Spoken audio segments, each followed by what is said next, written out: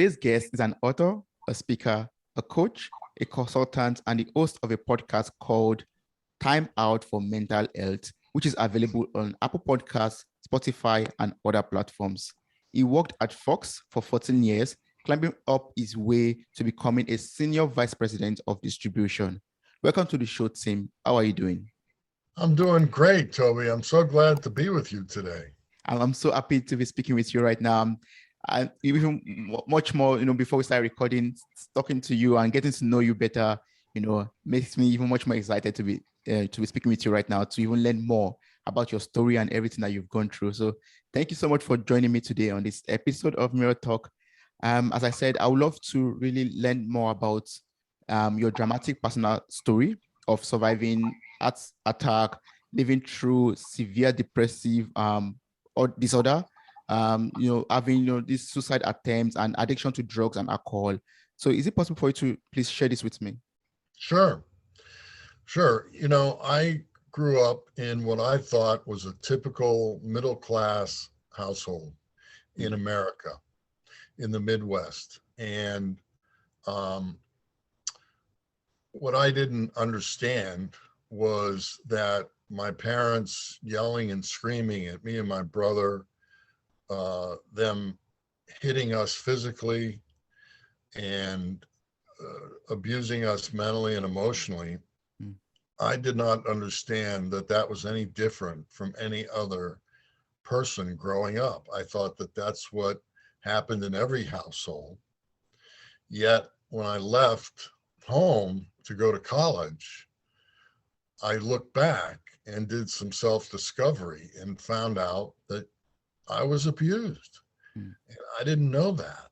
And that I was carrying around all these negative feelings. My mother was so strong personality that I had to walk around on eggshells. I couldn't tell her everything that was going on in my life for fear that she would get upset and start yelling and screaming at me, or worse, start hitting me. And same thing with my father. And thus I had a lot of negativity. A lot of negativity inside of me. And as soon as I got to college, I had like a dozen guys from high school that I was at college with at Georgetown University in Washington, D.C. And this was in the 70s in the United States. So sex, drugs, and rock and roll, all the way. Yeah. And these guys introduced me to marijuana, and I'd never smoked before. And I was instantly attracted to it because it numbed all my feelings, my negative feelings about what I was feeling about growing up, which was really the beginning of my depression. But I didn't know it. I knew that by smoking so much marijuana that my grades went down. I was eating a lot of food. I didn't care about school that much. And I contacted my brother, and I asked him about it, told him I needed help. He really, much like my father, couldn't respond in an emotional way and give me any kind of direction. Now, at the same time, he was going through his own medical stuff, so it was difficult for him to really be present. But I just kept going with this smoking pot and got through school. I went to grad school at Ohio State University. I have a master's degree in sports management and started working in television, and soon started working at a regional sports television here in Southern California, where we televise Lakers basketball and college sports and hockey and things like that. But at the same time, I was just mired in smoking pot before work, lunchtime, on the way home. It was just a mess. And I knew that it wasn't right, but I was asking my doctors for help. I told them everything wasn't right. Some I told the truth, some I tried to hide it from. And thus, it ended up to be 41 years of substance abuse when it came to marijuana. And finally, after seeing about 8 different doctors, I found a psychiatrist who sat me down, and we met for every week for 4 months. And he did research on me. He asked me questions. And finally, after those 4 months, he diagnosed me properly with severe depressive disorder that's reoccurring. And he said he was kind of scared for me because not many people get through it. And I was just in the process of, on my own, trying to get sober from marijuana.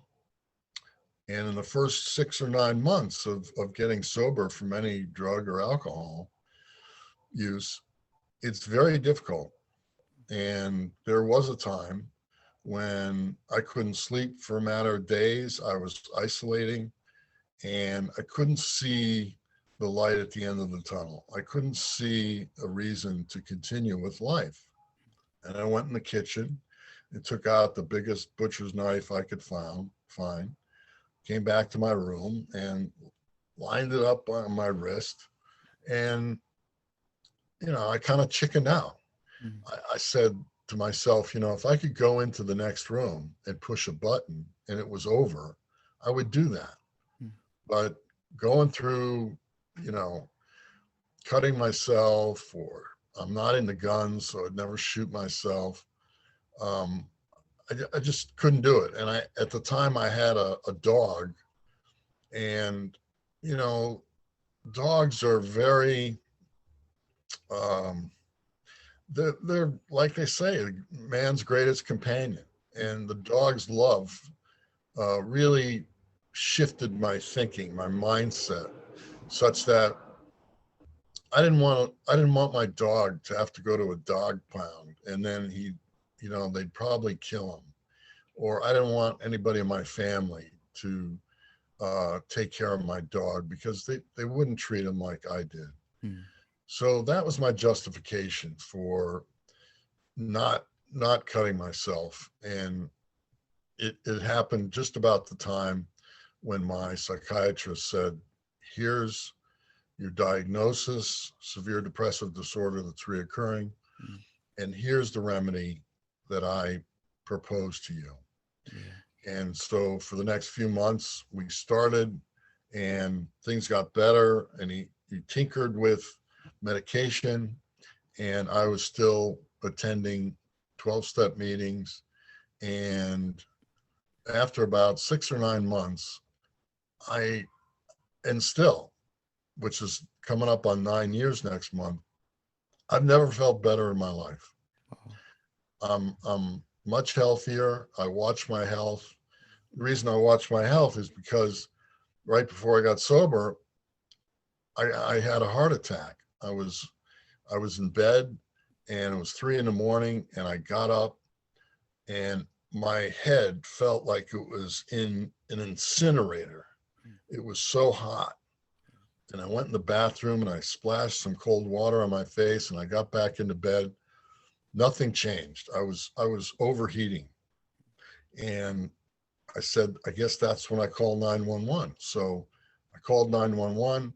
3 minutes later, emergency technicians are at my house. They take some tests. They ask if I have a heart condition. I said, not that I know of. And they said, well, you got one now, and we're going to the hospital. 4 hours later, I wake up in intensive care, and my primary care physician is smiling and saying, I'm really proud of you because you got here so quickly. We put a stent in your heart, and there's absolutely 0 heart damage. Wow, that's great. Which is a total miracle. Mm. and that's God. Yes. And then I started paying attention to my health, not only physically, but my mental health. Mm. And I just saw how important that was. And that's when I started to write my book, because I didn't want anybody to have to go through what I went through. It Yes. was so painful. Mm. I mean, I had a great job. I was making a lot of money. I had friends all over the country, all over the world. I was attending all kinds of sports events. I was living life large, Mm. but inside things were festering, and I was not a happy camper. Mm. But I was keeping it to myself. Mm. I would always tell people everything's great, you know, Yes. and that's something that I speak to quite a bit, is about man's masculinity. Mm. And even though I had studied masculinity and knew intellectually what it was about, I was not practicing it, Mm. because my masculinity norms were so strong from my father and the media that I had to be like Superman, like Clint Eastwood.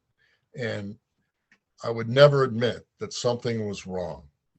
And I would just, you know, suck it up, be tough, I'll handle it on my own, until I finally got to that psychiatrist where I just laid everything out and he properly diagnosed me, and I got on the right path. So that's the that's the basis of my story, and it's gotten me on this path that I'm on today to help others, especially men, with their mental health and their masculinity, so that they can have happy and healthy relationships. Thank you so much for sharing that with me.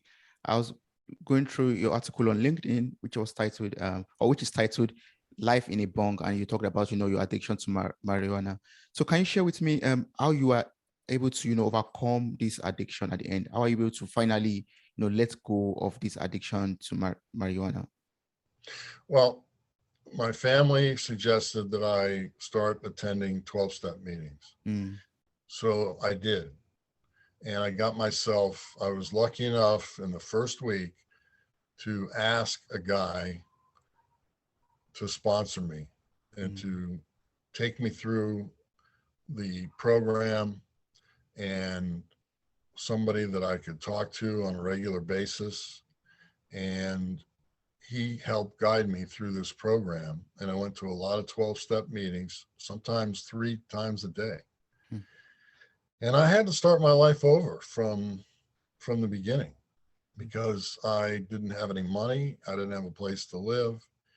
Um, I got divorced. My wife took the car. Um, and it was very difficult for me to get work Mm. at the beginning. So slowly, slowly, I just kept working this program, which I I have so much love for the program that I'm in, the 12-step program, because it has given me a way of life, a way of living, a path to live on that includes being honest with myself and honest with others every Yes. day, Mm. Mm. and a way to take a look at myself in a way of self-discovery, Mm. to not only look back at my entire life and see where my behavior was off track, but also on a daily basis. At the end of the day, take inventory, take a look at what worked for me today and what didn't work. And sometimes, when I get on the phone with my bank or the phone company, and the service is like, sometimes I'm waiting for hours and hours just to talk to somebody. Mm. And, I lose my cool. And that's the kind of behavior that I need to make note of, and ask, you know, my higher power, the creator, to help guide me so that I don't do those behaviors anymore, Mm. because I really don't want to do that. It's a knee jerk reaction. I probably learned it from my mother and father and thought it was acceptable. Mm. But I have to, it's hard for me on my own to get rid of these behaviors. So I have to ask my creator for help and guide me down the right path. Mm. And that's been my savior, is being around other men who have similar issues in drugs and alcohol. Mm. And, we get together on a regular basis. There's a Monday through Friday daily meeting. There's Saturday and Sunday meetings. We get together before the meetings. We have the meeting. We go out for breakfast. We call each other. We text each other. We kid each other about our soccer teams. If someone's doing good or bad, we give them grief. I got a friend who's a Liverpool fan, and I'm a Manchester United fan, so we never agree on anything. But we're best of friends. We love each Yeah. other. So Yes. Yes. that's what makes life really special. Mhm. And every day I feel like I'm closer and closer to my authentic self, Mhm. who I've meant to be. I've Yeah. always wanted to help others, but I didn't know what it looked like. Mm. And I had to go down the black hole of life in order to understand who I really was and why, God put me on this earth. Yes. Yes. And I'm very happy now. Mm. Oh, that's great. That's beautiful. And I understand much better what you wrote in your article on medium.com, where you wrote that I'm not afraid to ask for help. It's a sign of strength, not weakness. And now from your story, I can see how, asking for help, going for this 12-step program, helped you to come out of or overcome that addiction, and also gain a community, a healthy community that makes you, even know the reason why you're alive, and makes you a better person today. That's beautiful. That's a wonderful lesson. That's great. Yeah, and it's a big problem in the world. I mean, look at what's going on in the world. There Mm. are shootings, there are people who are abusing alcohol and drugs and pills, um, domestic violence, there's hate crimes, there's all kinds of just terrible behavior. And this is what happens when people have mental health issues and they don't pay attention to them, Mm. and they think that they can handle it on their own, and it goes unchecked. And what happens is, because it goes unchecked, they start using, just like myself, alcohol, pills, violence, rape, sometimes suicide, Mm. to numb themselves so Yeah. that they don't have to feel those feelings. Yes. And this is the underlying cause of what's going on in our world today. Mm. And, there's cause and effect. The effect is, drinking and drugging and hate crimes and violence and fighting and shooting. Yes. But the cause is underneath all of that, is all of these mental health issues, Mm. which I term it mental performance issues, Mm. because mental health has a stigma attached to it.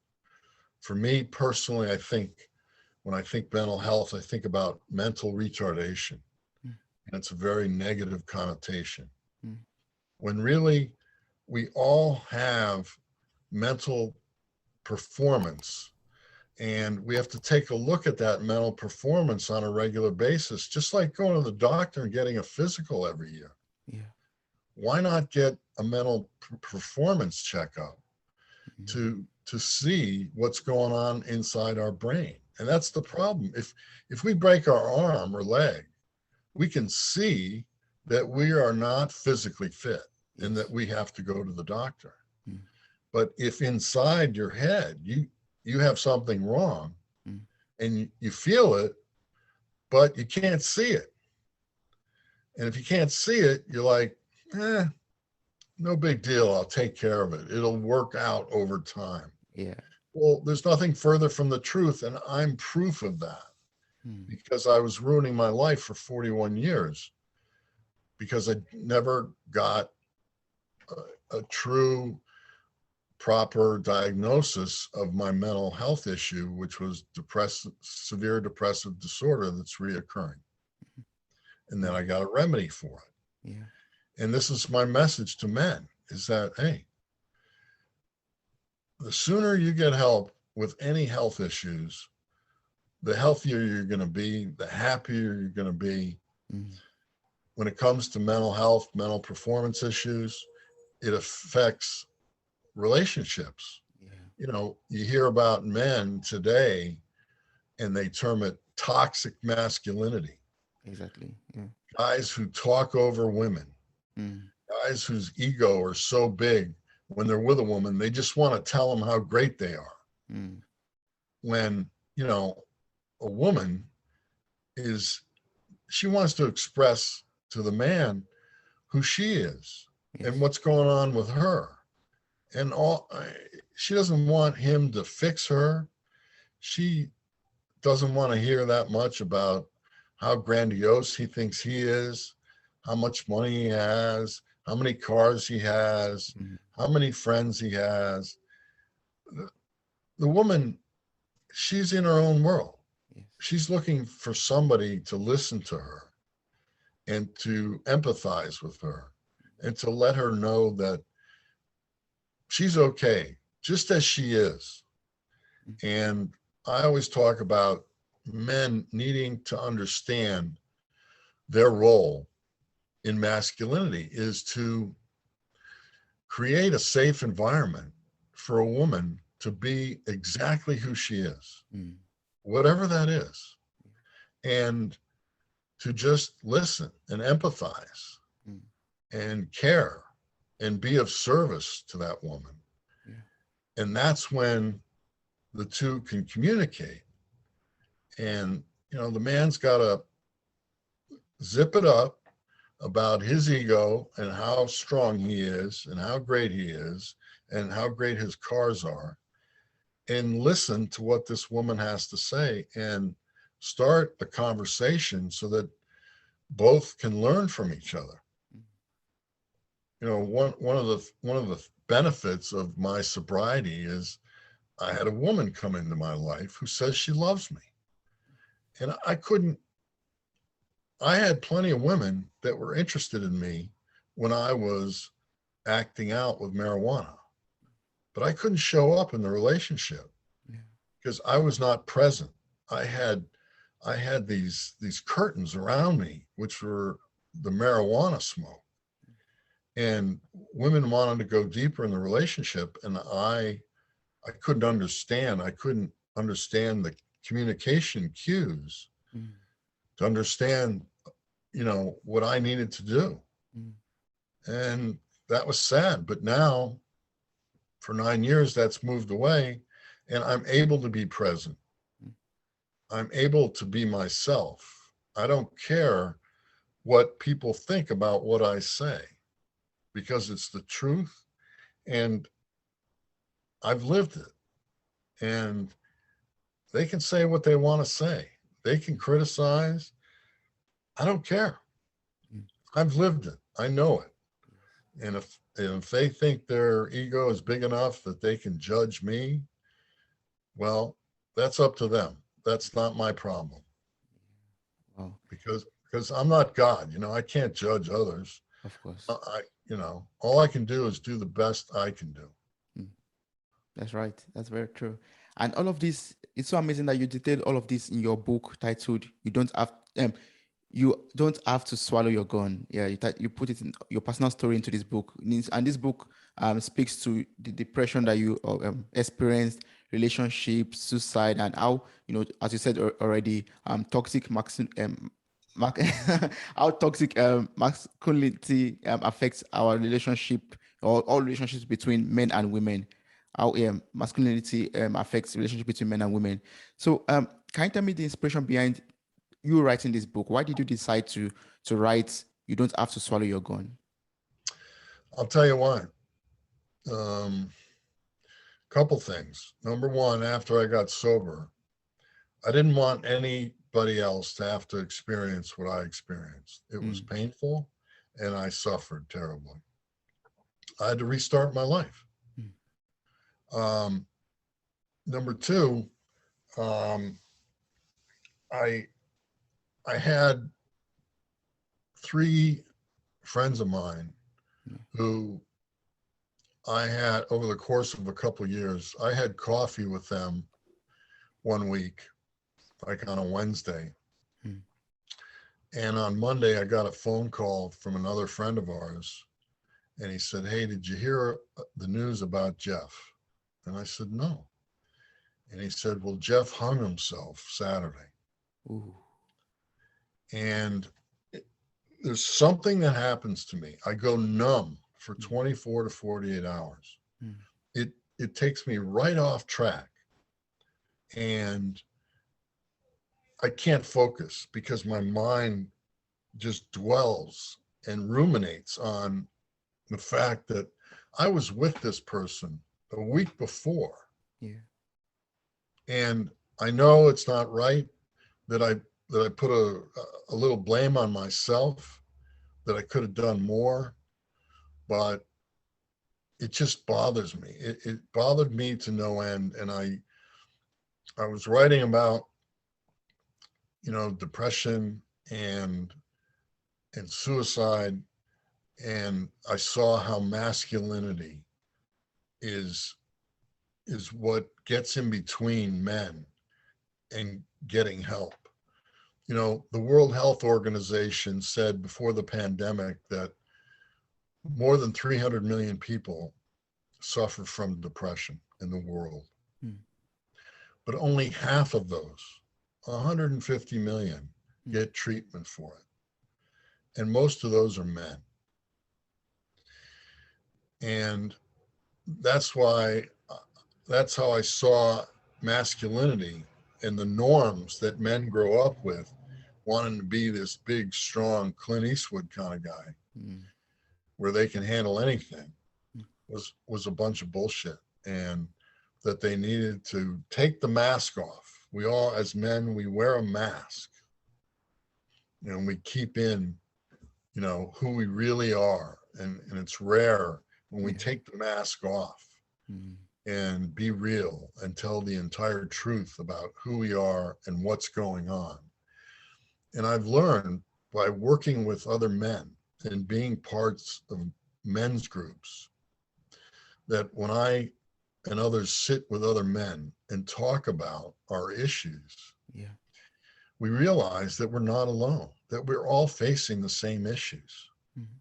that we all go through the same pains and suffering, Mm. trying to make life, the best we can. But we don't often trust other men Mm. with our secrets and our feelings and our emotions. Mm. We think they'll betray us, they'll tell our friends, and we'll be called sissies or weak men. Mm. And they don't want that to get out. Mm. But if you can find a group of men that you trust and you can share all of your issues, there's a certain power that comes from that you can go to them when you have issues and you come up against a wall, against something, and you're like, God, I don't know what to do. It's freaking me out. I need some help. I talk to one friend of mine, a male friend, every night, every day. And we catch up with each other. Mm. And we often talk about work, we talk about sports, but there's always an opportunity, if we're going through something, that we can talk about it together. Mm. My buddy's father, who I knew very well, passed away about a month ago. Mm. And, I was there for him. I told him, hey, you want me to come to the memorial service? Do you want to talk? Do you want me to come to where you live? Whatever it is, Yeah. And that's the power of men being together, is that they can help support each other to be the best version of themselves. Mm. And that's what I'm trying to be. And that's what I want to share with other men, is it's possible to work every day on what you need to work on, what's working, keep doing that. But what's not working, and what you need to do to help get over those barriers Yeah. and become the best version of yourself that you can be. Yes. So far, what I've learned now is that, we have to take off that mask as men, be more vulnerable. And also we need to understand the power in, community, like men supporting men, being able to speak with each other about our situations without having a fear of being judged or being called sissies, for example. So are there like some other ways or advice or, tips that you could give us to avoid, toxic masculinity? Well, the first thing is what I just mentioned, that Mm, men have to find uh, other men to hang out with. mm, A lot of times men, they want to be with women. And like I said, their ego, when they're with a woman, mm, they start dumping all their garbage on the woman. mm, First off, a woman can't relate to what a man is going through. mm, She's a woman, she's not a man. mm. And a woman doesn't want to hear his problems. She wants him to listen to her and listen to what's going on in her life. Mm, That's the difference between men and women. Women are emotive, they're emotional. They talk about their issues with their female friends, mm, and they get power from that.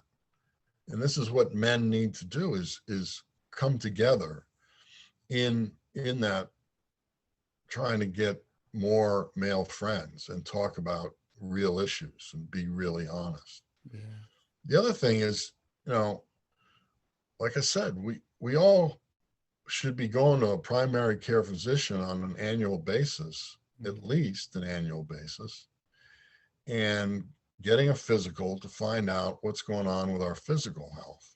mm, But we also can ask our doctor for a referral to a psychologist, a psychiatrist, anybody that can help explore what's going on inside a man's mind mm. to make sure that it's healthy. And if he needs help, to get the help that he needs. And you know, there's many programs that can be put together for a man to get help. Yeah. Yes, he can talk to other men. He can take medication. He can go to counseling.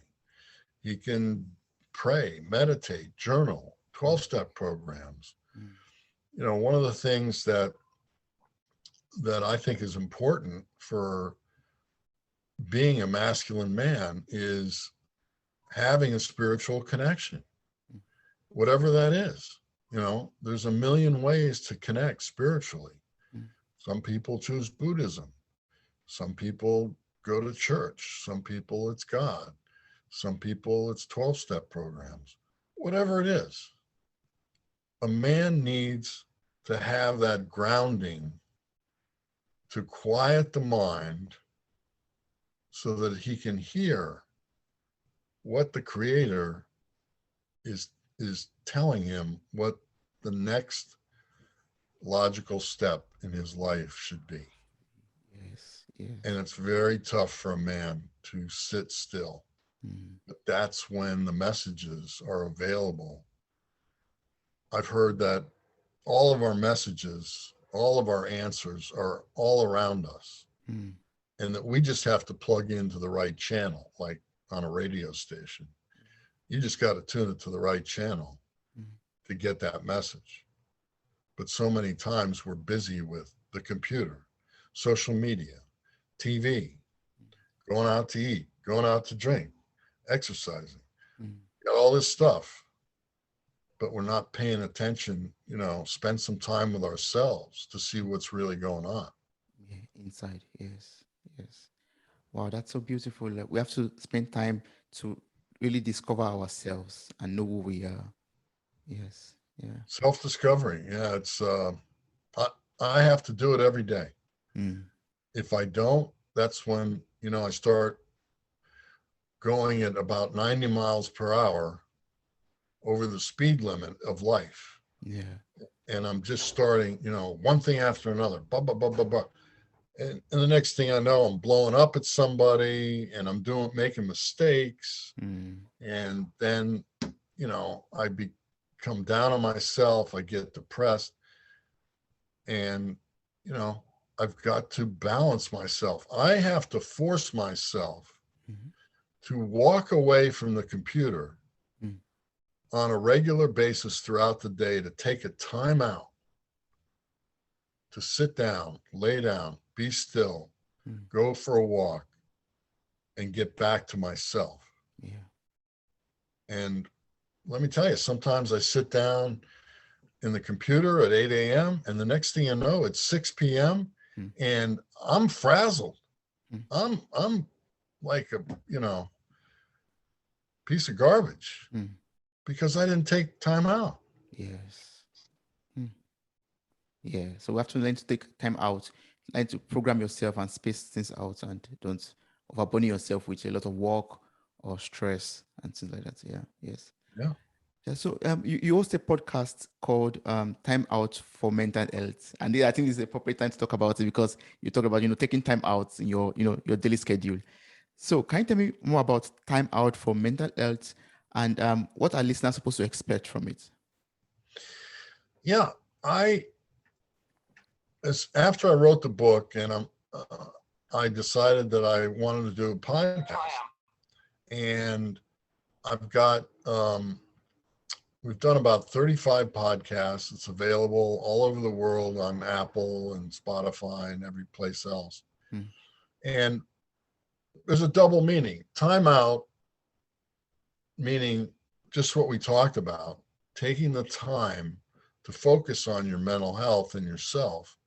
And also, I talk to a lot of sports figures and thought leaders. And I've had guys from National Football League or MMA fighters on to talk about their experiences and where mental health fits in, to let people know that it's okay to ask for help. Yeah. And it's okay to talk about this. And, there are other people who have gone through struggles just like myself. And the reason they got better was because they reached out and asked for help. Yeah. Even that when they were this close to death, Yes. they found something to move them in the right direction. And so we talk to people about their depression experience, their experience with suicide, or people in their family who committed suicide, and masculinity and how important masculinity is, to have healthy masculinity and practice that on a regular basis so that men can have happier and healthier relationships, not only at home, but at work. Yeah. Yes. Wow, that's beautiful. So, like, for example, if there's someone out there who is experiencing depression, anxiety, or suicidal thoughts, what advice will you give such a person at this moment or phase of his or her life? Well, personally, I'm available 24/7. Anybody can email me, hit my website, call me. All of my information is on my website, timkrass.com. TIM is Mary, KRASS.com. But the first stop should be the primary care physician. And take the mask off and be honest and tell them exactly what's going on. Your primary care physician will either take care of you right there or refer you to another specialist who can help your situation and help to improve your health, your mental health, where your primary care physician's mainly focused on your physical health. But more and more, we're seeing more people getting help with their mental health. And like I said, 150 million people in the world don't get help with depression. That's a big problem. That's a big number. people need to realize it's okay to ask for help. Yeah. Yes. And how can friends and family of such affected person, help in this situation? Like, for example, if someone comes to me, open up to me, asks me a question or asks for help, how would you advise me to stand out or stand up for that person at that moment to help that person effectively to come out of whatever difficulties that they're having? Well, we all ask each other, hey, how's it going? And Mm, everybody's knee-jerk reaction is, oh, it's great. Everything's fine. mm, Well, that's really not the truth. And after they go through that scenario, then you have to say, okay, now tell me what's really going on. How do you feel? Are you feeling any angst, any anger, any issues, any problems? mm, Tell me about it. And then just urge them to call their primary care physician and schedule an appointment mm. so that they can tell them exactly what's going on and be honest. I learned to be honest with myself and be honest with others. And that's the only way I can be my authentic self. Yeah. So it's very important. Mm. Yeah, that's awesome. That's wonderful. Thank you so much for everything you've been able to, share with me today. And thank you so much for, sharing your personal story, this dramatic story that experience that you had with other people to help them to overcome their depression, overcome their suicidal thoughts, or, whatever they are going through. So if there's anything else you would love to tell someone out there that we've not been able to discuss, what would that have been? Like, if, for example, if there was something you could have told your 20-year-old self, for example, what would that have been?